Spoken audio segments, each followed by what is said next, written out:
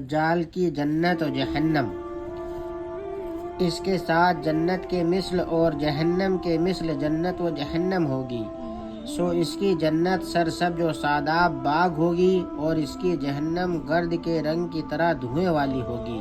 اس حدیث کے مشہور محدث ناصر الالبانی رحمۃ اللہ علیہ نے اپنی کتاب میں کئی طریقے سے نقل کیا ہے اور اس حدیث کو حسن کہا ہے۔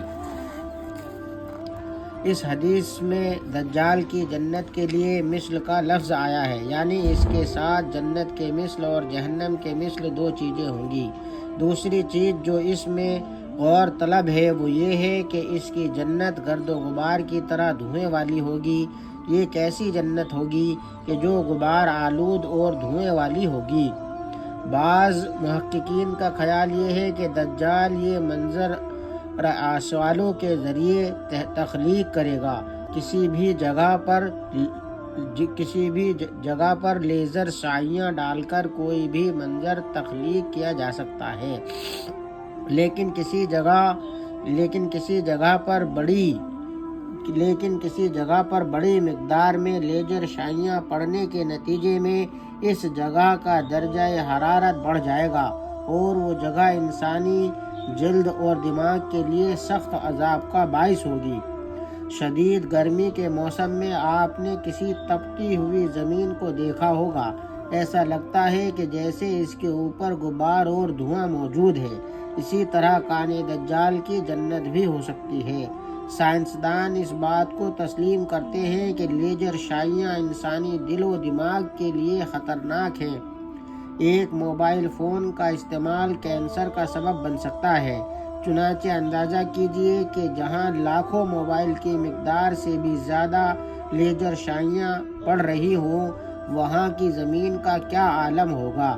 اس میں داخل ہونے کے بعد کوئی بھی انسان اذیت ناک بیماریوں میں مبتلا ہو جائے گا۔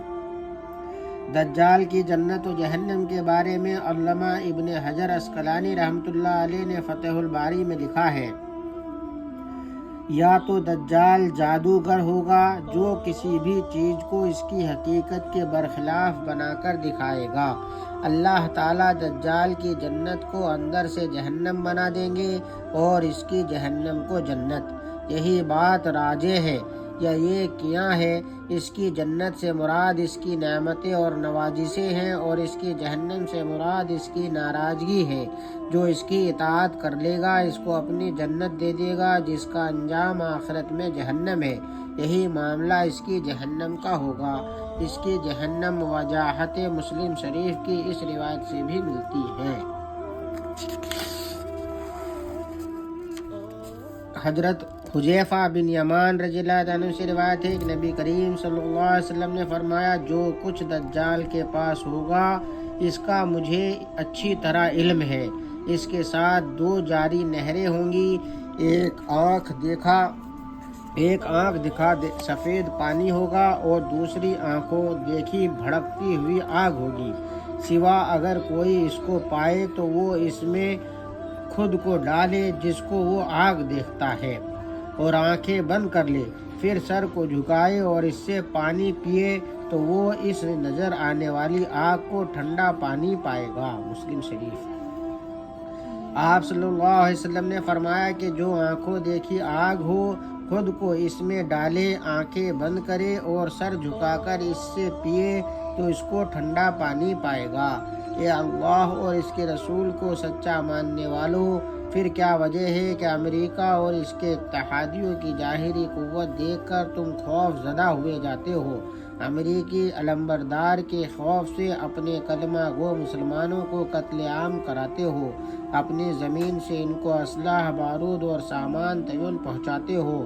دجال کے وقت میں اس کی اسی سخت حالات ہوں گے، اس کے باوجود ہمارے پیارے نبی صلی اللہ علیہ وسلم تسلی دے رہے ہوں گے، اس کے آگ کو دیکھ کر ایمان کا سودا نہیں کرنا، بلکہ اس میں دجال اللہ تعالیٰ تمہارے لیے اس کو ٹھنڈا پانی بنا دیں گے۔